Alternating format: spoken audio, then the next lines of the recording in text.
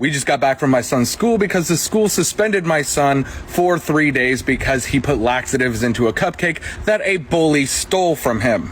This bully would constantly shove my kid around and steal his lunch because, quote, he is too fat to enjoy such meals as we send him to school with. So my son decided to outsmart his bully and put laxatives into a cupcake that he knew the bully would steal from him. The bully once again stole my kid's lunch, including the cupcake, and the laxatives took an almost immediate effect. The bully defecated in his pants and then for an hour more defecated in the bathroom. Now let's move on to today for the appeal. My wife and I went to the school in order to defend our son, and wouldn't you know it, the bully and his parents were also there. Why were they there? Well, they wanted my son to face harsher punishment, not just suspension, but expelled from the school. The bully's parents got to speak first and they got to say their piece, including bringing up the school's zero tolerance for fighting even when it's retaliation. And that my son should be facing harsher punishment because, quote, my son poisoned their son. And that even though their son forcibly took the cupcake, it was my son's intent for their son to eat that cupcake. That this was thought out and then carried out. And then, just like the scene from White Chicks, I stood up and I said,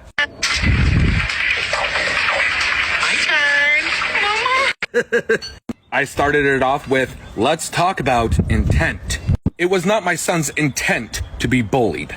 It was not my son's intent to have his lunch stolen almost every single day. It was my son's intent, however, to go to school like a normal kid and be left alone.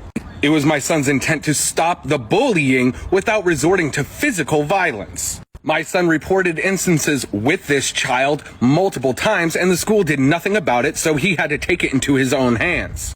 And he did so quite beautifully. My son is no longer fearful of this bully. My son has suffered not only physical pain, but psychological pain from this bully for weeks. And to suggest that my son should be expelled for cleaning out the colon of this bully is absolutely ridiculous, along with him even facing suspension. All across this country, children are doing much, much, much worse things due to bullying, whether it be taking their own life or other kids' lives. And once again, this cupcake was not offered to this kid, nor was it forcibly given to this kid. This kid forcibly took it. My son embodied the phrase, fuck around and find out. And honestly, it is parents like these that create bullies like their son. I'm actually very concerned for this child because God knows what's going on in that household to create such a bully. How dare you? I would never beat my child. I never said anything about beating.